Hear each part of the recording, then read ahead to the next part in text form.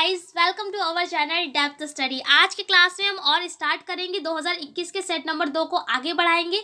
अगर आप इस वीडियो को पहली बार देख रहे हैं या हमारे चैनल पर नए हैं तो आपको बता देते हैं 12th क्लास में फिजिक्स के सेट को यहाँ पर सॉल्व कराया जा रहा है और 2021 का सेट नंबर 2 चल रहा है। खंड सा को पढ़ा रहे हैं। इससे पहले क्लास में कई क्वेश्चन हमने सॉल्व कर लिए थे।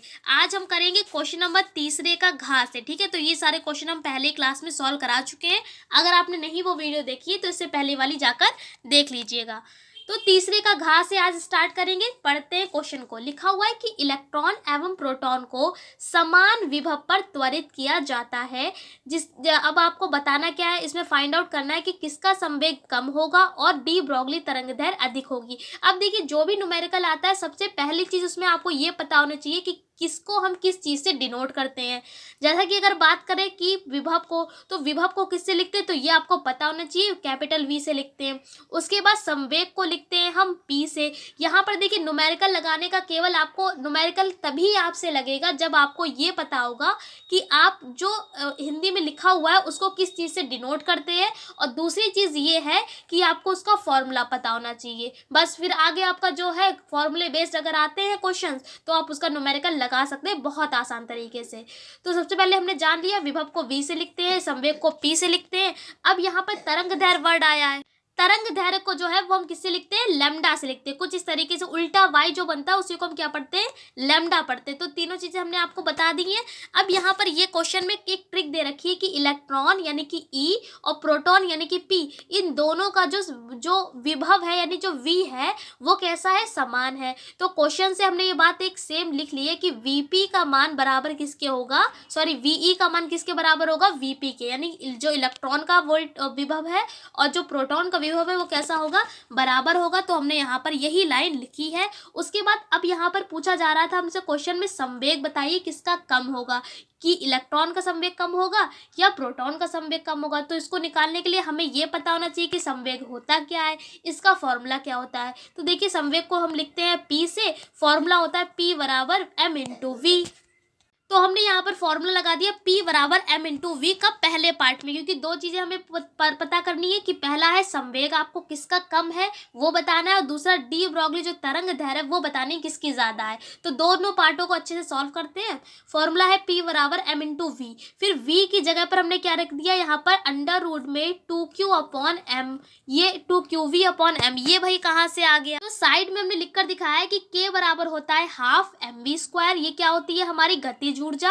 उसके बाद k बराबर qv, ये भी एक फॉर्मूला होता है। दोनों को जब आप एक दूसरे के बराबर रख देंगे तो क्या आ जाएगा, हाफ mv स्क्वायर बराबर में qv आ जाएगा। उसके बाद हमने यहाँ से v का मान निकाल लिया। यहाँ पर देखिए 2 इधर पहुंच जाएगा, m इसके नीचे पहुंच जाएगा। स्क्वायर लगाते हैं, स्क्वायर हटा के अंडर रूट लगा दे तो हमारा क्या हो जाएगा, फॉर्मूला v बराबर हो जाएगा अंडर रूट में 2qv अपॉन में m। ये फॉर्मूला कहाँ से आया, तो हमने यहाँ पर बता दिया है किससे आया, k बराबर हाफ mv स्क्वायर और k बराबर qv से। तो आपको ये डायरेक्ट v फॉर्मूला याद है तो आपको इतना लिखने की जरूरत नहीं पड़ेगी। उसके बाद यहाँ से क्या किया, अब इस m को जब हम अंदर पहुँचाएंगे रूट के अंदर तो वो स्क्वायर में पहुँच जाएगा। इतना आप याद रखिएगा कि जब भी कोई भी चीज़ रूट के अंदर जाती है तो वो पावर 2 हो जाती है। जैसे अभी इसकी पावर 1 है, अंदर जाएगी तो कितनी हो जाएगी, वो पावर 2 हो जाएगी। तो देखिए m को अंदर भेज दिया तो कितना हो गया, स्क्वायर हो गया। एक m से एक m कैंसिल हो गया, कितना बचा, अंडर रूट में 2qvm ये बचा। अब क्या करेंगे, इलेक्ट्रॉन के लिए यहाँ पे दो चीजें थी, एक इलेक्ट्रॉन और एक प्रोटॉन। अब इलेक्ट्रॉन के लिए संवेग कितना होगा, यानी कि यहाँ पर Pe निकालेंगे। P क्या है, संवेग है, E क्या है, इलेक्ट्रॉन है। ठीक है, तो आपको इसके आवेश भी पता होना चाहिए। क्यों क्या है, यहाँ पे आवेश है तो जो यहाँ पर हमने बाद में भी आपको रखकर भी दिखाएंगे, लिख दिया है जहाँ जहाँ पर इलेक्ट्रॉन है, इलेक्ट्रॉन के लिए निकालना है तो क्या कर दिया हमने, हर जगह ई लगा दिया। ऐसे ही प्रोटॉन के लिए समीकरण बनेगी तो उसमें हमने क्या लगा दिया, पीपी लगा दिया कि ये प्रोटॉन है। समीकरण बना ली 1 और 2। अब क्या करेंगे, दोनों को डिवाइड कर देंगे। क्या किया, एक में से 2 को डिवाइड कर दिया, लिख दिया पीई अपॉन में पीपी। अब अगर इसमें आप डिवाइड करेंगे तो अंडर रूट से अंडर रूट कैंसिल हो जाएगा, 2 से 2। ठीक है, फिर यहाँ पर देखिए आप VE, अब यहाँ पर आपको देखना होगा VE से VP, यहाँ पर VE से VP भी कैंसिल हो जाएगा। क्यों हो जाएगा? क्योंकि हमने आपको बताया था VE का मान किसके बराबर है? VP के बराबर है। तो बराबर है तो ये आपस में कैंसिल हो जाएंगे। उसके बाद यहाँ पर देखिए QE और QP भी यहाँ पर कैंसिल हो जाएंगे। क्यों? क्योंकि दोनों के आवेश भी कैसे होते हैं? बराबर होते हैं। उसके बाद क्योंकि बस केवल माइनस प्लस की डिफरेंस होता है इन दोनों में। उसके बाद यहाँ पर अब बचा क्या? केवल क्या बचा? ME और MP, यानी द्रव्यमान बचा। तो द्रव्यमान को हमने यहाँ पर लिख दिया है अंडर रूट में ME अपॉन में MP। अब यहाँ पर E का मतलब इलेक्ट्रॉन है, P का मतलब प्रोटॉन है, बता रहे हैं बार बार। ME का मतलब है इलेक्ट्रॉन का द्रव्यमान, पता होना चाहिए कितना होता है? 9.1 इंटू 10 की पावर माइनस के 31, ये होता है हमारा इलेक्ट्रॉन का द्रव्यमान। उसके बाद प्रोटॉन का द्रव्यमान होता है 1.67 इंटू 10 की पावर माइनस के 27। दोनों के द्रव्यमानों को हमने रख दिया है। इसको सॉल्व करेंगे आप, तो यहाँ पर पावर सॉल्व करेंगे तो यहाँ पे माइनस का 4 आ जाएगा, ये पावर ऊपर जाएगी तो प्लस की 27 हो जाएगा। तो अगर आप माइनस के 31 में प्लस का 27 घटाएंगे तो कितना आ जाएगा? माइनस का 4 आएगा। यहाँ से हमने क्या किया है? ये वाला पॉइंट हटाएंगे और ऊपर वाले भी पॉइंट आप हटाएंगे तो ऊपर एक 0 आ जाएगा। तो वही ये वाली लाइन लिखी, ये सॉल्व करेंगे तो यहाँ पर जो है वो 6 आ जाएगा, यानी कि अंडर रूट 6 गुणे में 10 की पावर माइनस के 4, ये आएगा। अब अंडर रूट 6 को हमने तोड़ दिया अंडर रूट 2 और इनटू में अंडर रूट 3 में, और ये 4 टूट के आ जाएगा 2 में, मतलब यहाँ से निकल के आ जाएगा रूट के बाहर माइनस का 2 को जब नीचे भेजेंगे तो किस में हो जाएगा? वो प्लस का हो जाएगा। बस यहाँ से हमने क्या किया? अंडर रूट 2 की वैल्यू ये होती है, अंडर रूट 3 की ये वैल्यू होती है, पता होना चाहिए आपको। अब यहाँ पर सॉल्व करने से अच्छा है, अब आप यहाँ पे खुद देख सकते हैं ऊपर जो वैल्यू है वो एक पॉइंट में है और नीचे क्या है? डबल जीरो, यानी कुछ ये जो वैल्यू आएगी वो 0 पॉइंट करके आएगी। कहने का मतलब है 1 से कम आएगी, तो हमने डायरेक्ट लिख दिया 1 से कम, क्योंकि यहाँ पर कैलकुलेशन करना कोई फायदा है नहीं, क्योंकि ये केवल पूछा गया है कि संवेग किसका कम होगा। अब जब 1 से कम वैल्यू आई है, ये इधर चला जाएगा इनटू में, तो क्या आ गया? PE बराबर PP और गुणे में 1 से कम, यानी इसका मतलब है वैल्यू जो होगी P किसका कम होगा? हमारा PP की, यानी कि प्रोटॉन का जो हमारा संवेग है वो कम होगा। तो यहाँ पर इधर की ओर एरो लगा दिया है PP पर। क्यों? क्योंकि यहाँ पर संवेग किसका कम होगा? प्रोटॉन का। तो क्वेश्चन में क्या पूछा था? किसका संवेग कम होगा? तो आप आंसर में लिखेंगे कि प्रोटॉन का संवेग कम होगा। क्यों होगा? तो पूरा हमने डिटेल में आपको बता दिया। उसके बाद अब हम बात करेंगे डी ब्रोगली तरंगदैर्घ्य किसकी अधिक होगी। तो उसके लिए फॉर्मूला देखिए हमने यहाँ पर लगाया है, लैम्डा बराबर H अपॉन P।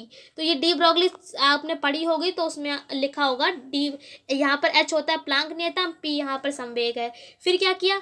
फिर वही चीज़ करी, प्रोटॉन के लिए यहाँ पर PP लगा दिया, इलेक्ट्रॉन के लिए E लगा दिया। दोनों समीकरणों को हमने बना लिया, डिवाइड कर दिया। डिवाइड करने से क्या होगा? H से H यहाँ पर कैंसिल हो जाएगा, बचा है PE अपॉन में PP। ठीक है, यानी इलेक्ट्रॉन का संवेग और प्रोटॉन का संवेग बचा है। अब अगर आप यहाँ पर देखेंगे तो किसका यहाँ पर ज़्यादा है तरंगदैर्घ्य, ये बताना है आपको। तो लैम्डा E की ज़्यादा हो जाएगी लैम्डा P से। क्यों? क्योंकि यहाँ पर अगर आप देखें तो यहाँ पर जो ये वाली है PP, यानी जो प्रोटॉन का संवेग है वो कैसा है? अगर ज़्यादा है तो जाहिर सी बात है जो यहाँ पर लैम्डा जो प्रोटॉन का तरंगदैर्घ्य है वो कम होगा। क्योंकि यहाँ पर आपने एक चीज़ पढ़ी होगी, जब भी कुछ इस तरीके से लिखा होता है, मान लिया यहाँ पर हम लिख दें lambda inversely proportional to P, तो जैसे जैसे M बढ़ेगा तो लैम्डा क्या होगा? कम होगा, क्योंकि ये किसके है? इन्वर्सली प्रोपोर्शनल है, यानी व्युत क्रमानुपाती है। जो भी नीचे, अगर मान लिया नीचे की चीज़ घटती है तो ऊपर की चीज़ बढ़ती है। लेकिन यहाँ पर क्या हो रहा है?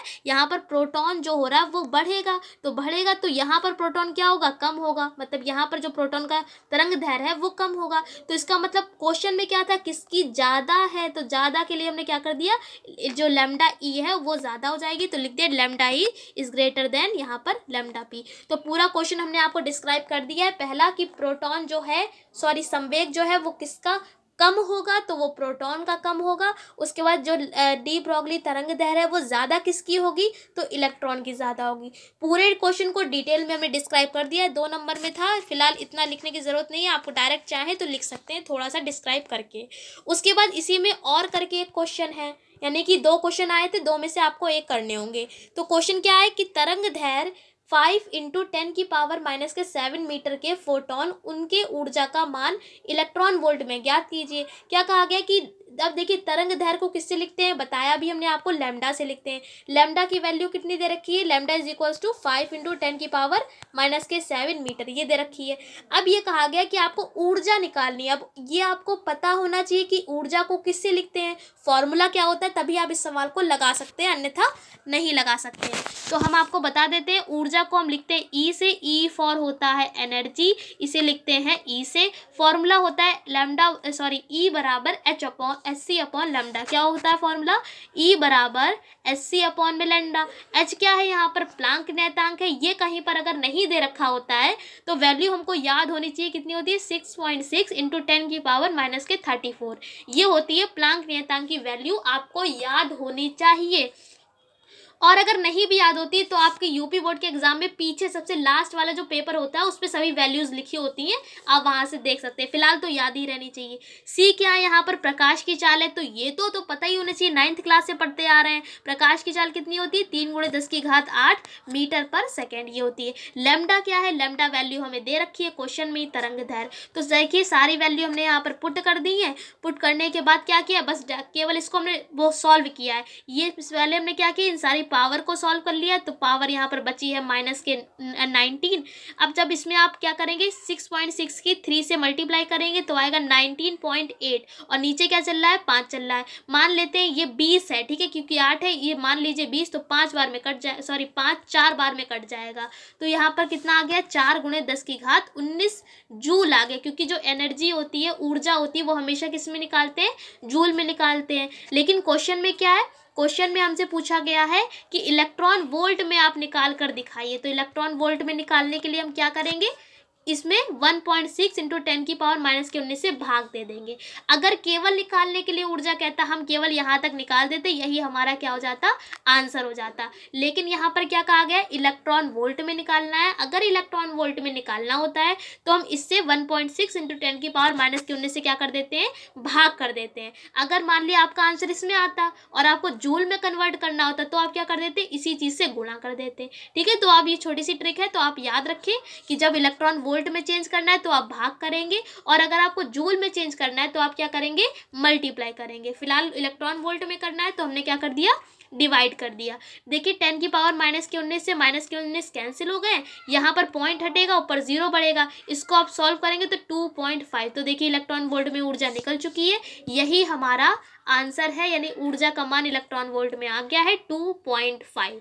तो आई होप दोनों क्वेश्चन आपको समझ में आ गए होंगे। यहाँ पर जो क्वेश्चन नंबर तीसरे का घ सॉल्व कराया है, ये केवल एक ही क्वेश्चन है, जो ऊपर वाला था और नीचे और करके था। ठीक है, तो दोनों क्वेश्चंस में आपको एक करना था, 2 नंबर में था तो आप ये वाला ज़्यादा अच्छे से कर सकते हैं, क्योंकि 2 नंबर में तो ज़्यादा लिखने की ज़रूरत है नहीं। फिलहाल इस क्लास में हम इतने रखेंगे, क्योंकि क्लास थोड़ा सा बड़ा हो गया है। फिर अगले क्लास में जब हम मिलेंगे तो हम आपको खंड दा स्टार्ट करेंगे, क्योंकि यहाँ पर खंड सा के चारों क्वेश्चंस हमने अच्छे से सॉल्व कर लिए हैं। अगर आपको फिर भी कोई डाउट हो तो आप नीचे कमेंट कर सकते हैं। अगले क्लास में हम खंड दा को स्टार्ट करेंगे। तो इस क्लास में इतने रखते हैं, हम मिलते हैं आपसे अगले नेक्स्ट वीडियो में। तब तक के लिए जय हिंद, जय भारत।